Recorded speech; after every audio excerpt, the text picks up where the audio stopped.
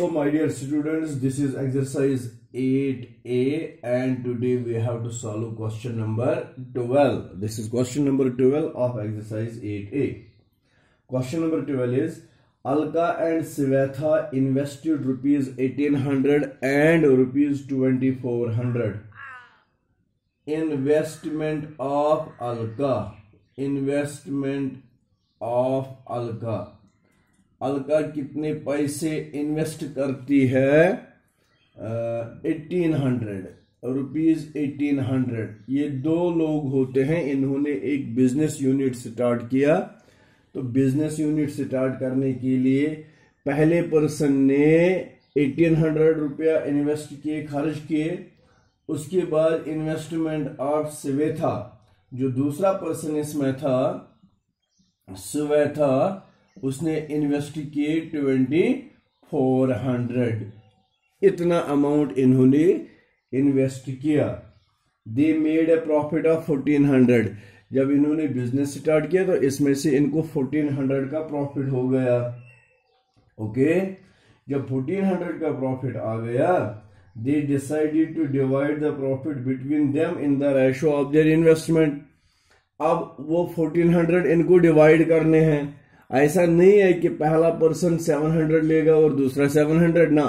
इन्होंने कहा कि जिसने 1800 दिए उसने कम दिए, इसने 2400 पहले इन्वेस्ट किए, इसने तो ज्यादा इन्वेस्टमेंट की। इन्होंने कहा जिस रेशो से हमने इन्वेस्टमेंट की उसी रेशो से हम प्रॉफिट को भी डिवाइड करेंगे। तो मैं यहां पर लिखता हूं therefore ratio of investment. Ratio of investment, investment का रेशो क्या आएगा? रेशो हम निकालते हैं bye means of division. 2400, 1800 divided by 2400। ये 20 इन 20 के साथ कैंसल। इसके बाद इसकी हो जाएगी 3 6 18, 3 8 24, 3 2 3 6, 2 4 8। तो ये 3/4 आएगा। यानी कि जितना भी इनका प्रॉफिट हुआ उसके 3 हिस्से मिलेंगे अलका को और 4 हिस्से मिलेंगे स्वेथा को। टोटल प्रॉफिट है rupees 1400। Late अलकाज share be 3x, क्योंकि अलका का पार्ट आएगा ना 3, and स्वेथाज share be 4x, rupees में है ये। देयरफॉर 3x प्लस 4x, ये प्रॉफिट है, is equal to 1400। 3x plus 4x means 7x is equal to 1400. So my dear, x is equal to 1400 divided by 7. 7 2s are 14. So the value of x is 200. Hence, Alka's share is equal to, Alka कितना लेगी अब? 3 into x, that is 3 into 200, which is equal to 600. स्वेथाज share, तो स्वेथा को कितना मिलेगा इस profit में से? 4 into 200, that is equal to 800. तो इस तरह से इसकी इन्वेस्टमेंट कम थी तो इसको प्रॉफिट कम मिला, इसकी इन्वेस्टमेंट ज्यादा थी तो इसको प्रॉफिट ज्यादा मिला। Is it clear? तो इस तरह से ये क्वेश्चन कंप्लीट होता है। तो क्वेश्चन मैं फिर से बता दूंगा। क्वेश्चन वाज व्हाट, कि ये दो लोग होते हैं जिन्होंने एक बिजनेस यूनिट अपना स्टार्ट किया। उस बिजनेस यूनिट में पहले पर्सन ने 1800 इन्वेस्ट किए, खर्च किए, और दूसरे ने 2400 खर्च किए। अब उसी वक्त इन्होंने डिसाइड किया कि जो हमें प्रॉफिट मिलेगा उस प्रॉफिट को हम as the ratio of our investment divide करेंगे। तो इसलिए मैंने पहले रेशो ऑफ इन्वेस्टमेंट ही फाइंड किया। जब रेशो ऑफ इन्वेस्टमेंट पता किया तो वो निकलता है 3/4। 4 और you can use it as 3:4। इस रेशो में इन्होंने इन्वेस्टमेंट किया। उसके बाद टोटल प्रॉफिट इनका आता है 1400। मैंने इससे पहले भी आपको कहा कि जब भी आपको कोई चीज सपोज करनी है जिसका रेशो दिया होता है तो वो रेशो के साथ सपोज करना। अभी तक अगर हमें सपोज करना था इस वन हाउ लेट अल्काल शेयर बी x, लेकिन यहां पर रेशो अल्का के लिए 3:4 रेशो इनके लिए आता है, तो इसलिए हमने लिखा लेट अल्काल share be 3x and Swetha's share be 4x।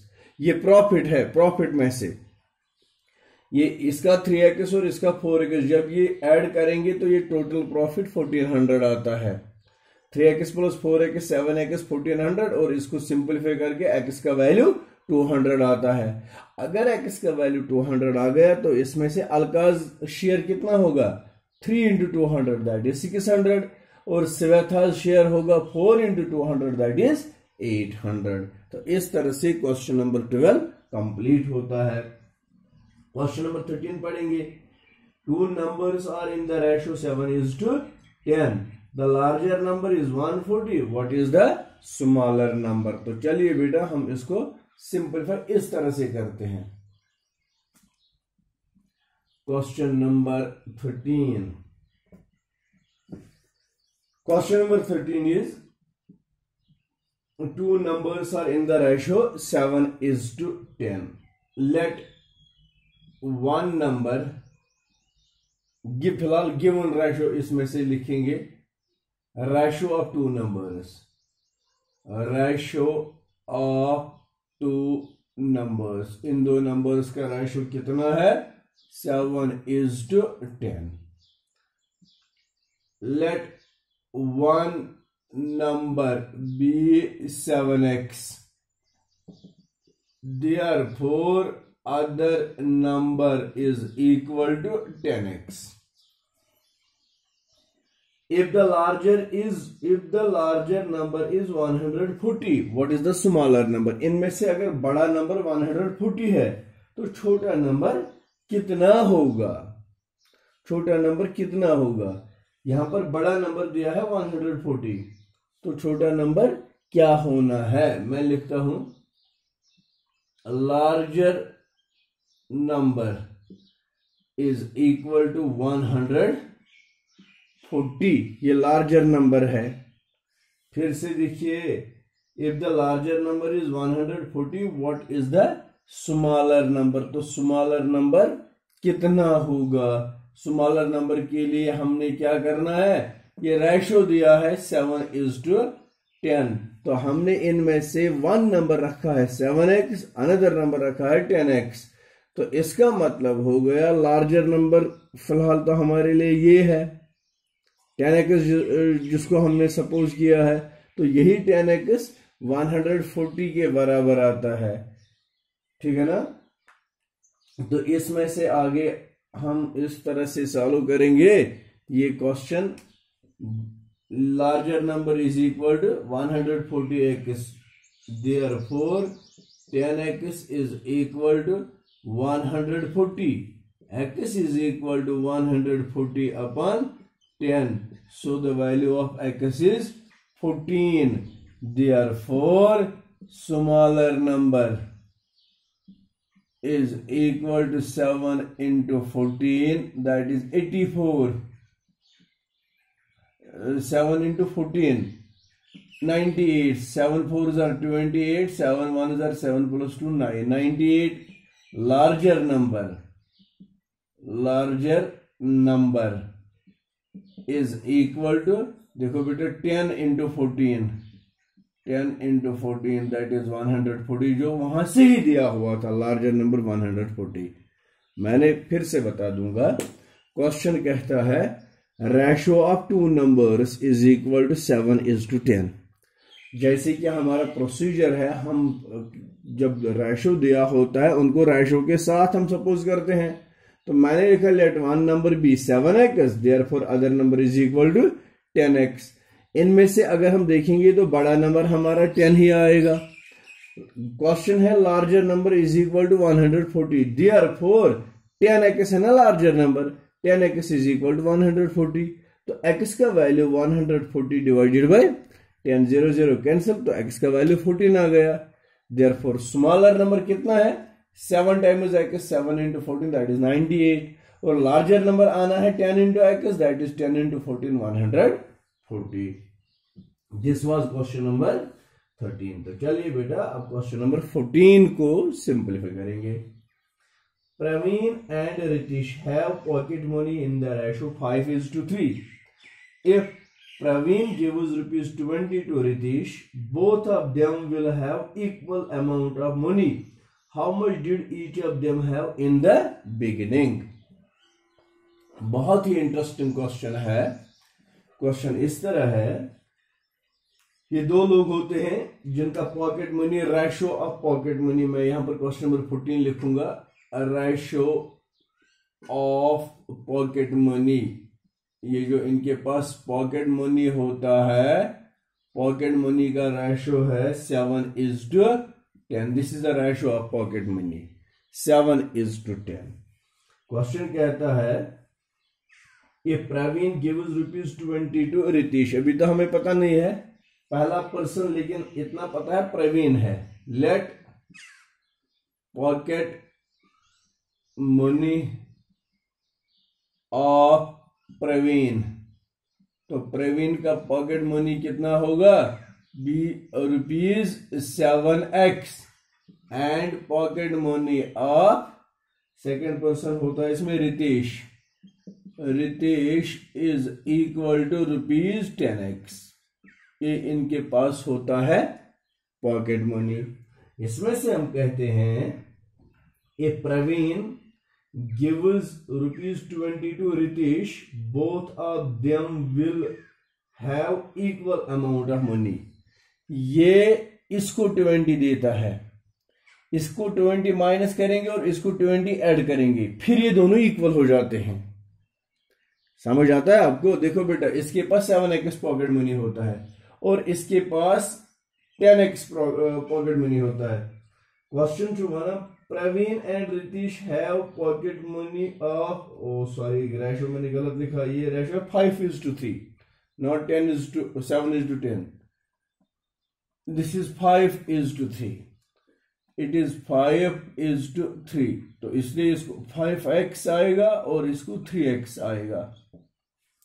अब क्वेश्चन कहता है अगर ये अपनी पॉकेट मनी में से इसको 20 रुपीज देगा, फिर दोनों की पॉकेट मनी बराबर होती है, तो मैं वही लिखता हूं BTGC by the given condition. Question क्या कहता है, ये मिस कर रहा हूं -20, 5x को माइनस करेंगे 20, that will be equal to, जब हम 3x को प्लस करेंगे 20, इससे 20 निकाल दिए, इसको 20 ऐड किए तो दोनों बराबर आते हैं। ये है क्वेश्चन। दिस इज 5x, ये यहां ट्रांसपोज होगा तो -3x is equal to, this is 20, ये -20 वहां जाएगा तो +20, 5x minus 3x is equal to 2x is equal to 40। So x is equal to 40 divided by 2 20 is the value of x is 20। Therefore pocket money of Praveen, तो प्रवीण के पास कितने पैसे होते हैं, 5 into x, 5 into 20 that is equal to 100। हाथ पिशाच मिस pocket money of Ritesh, तो रितेश के पास कितना पॉकेट मनी होता है, it is 3 into 20 that is equal to 60। इसके पास 60 होता है। अब देखो बेटा, ये मिसलो 20 थोद, ये मिसलो 80, ये मिस करो तुम 20 एंड इसके भी 80 आते हैं। This was question number 14। Now the last question, that is question number 15. The angles of a pentagon are in the ratio 2:4:2:1:1. This is the ratio of all the 5 angles of the pentagon.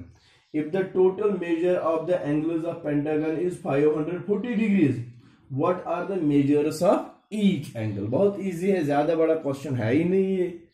और अगर इसमें ये ना भी लिखा होता, pentagon मैं आपको बता दूंगा बेटा, पेंटागन हो गया एक ऐसा पॉलीगन जिसके 5 साइड्स होते हैं, और ये बेसिकली रेगुलर पेंटागन है ना। ये पेंटागन होता है जिसके 5 साइड्स होते हैं, इसमें से 5 एंगल्स भी होते हैं, तो 5 एंगल्स का सम 540 आता है। देखो मैं फिगर दिखाता हूं, this is the shape of a pentagon, 1 2 3 4 and 5, these are the 5 angles of this pentagon. अगर इसके सारे साइड्स इक्वल होते हैं तब जाके हम इसको कहते हैं रेगुलर पेंटागन। क्योंकि इसके सारे साइड्स इक्वल नहीं है, so such a pentagon is called an irregular pentagon. ये इर्रेगुलर है, ये रेगुलर नहीं है। तो चलिए इसके सॉल्यूशन में हम लिखेंगे, एक लास्ट क्वेश्चन है, question number 15, ratio of angles. इसके 5 एंगल्स का रेशो क्या है? 2:4:2:1:1.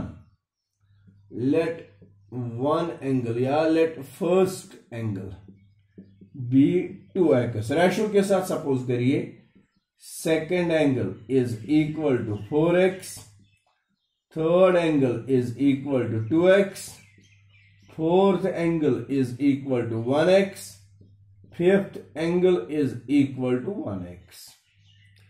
तो इन सारे के सारे 5 एंगल्स का सम आता है 540। Therefore 2x plus 4x plus 2x plus 1x plus 1x is equal to 540, which implies as 10x is equal to 540. So x is equal to 540 divided by 10. 0 will cancel with 0 and the value of x is 54. Therefore first angle 2x, 2 into 54, that is 108. Second angle 4x, 4 into 54, 4 4s are 16, 4 5s are 20 and 1 हो गया 21, 216 degrees. Third angle is equal to 2x again, 2 into 54, that is 108 degree. Fourth angle, this is again 1 into x, that is 54 degree. Fifth angle, that is again 1 into x, means 1 into 54. 1 into 54 is again equal to 54 degree. And these are the angles of pentagon जो हमें find करने थे. And this is the completion of exercise 8A.